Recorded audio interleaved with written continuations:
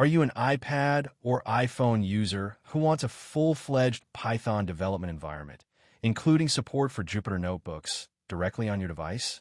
Juno, Python and Jupyter aims to be a zero-setup solution for all your Python coding needs. I've found its ability to run Python scripts and Jupyter notebooks locally and offline, complete with intelligent code completion in a console with terminal support, incredibly empowering. Users consistently praise its seamless integration with iOS features, support for industry-standard libraries like NumPy and Pandas, and the intuitive package manager for pure Python packages. It transforms your iPad into a portable data science workstation. However, a common point of feedback is that running code is a premium feature, requiring an in-app purchase to unlock.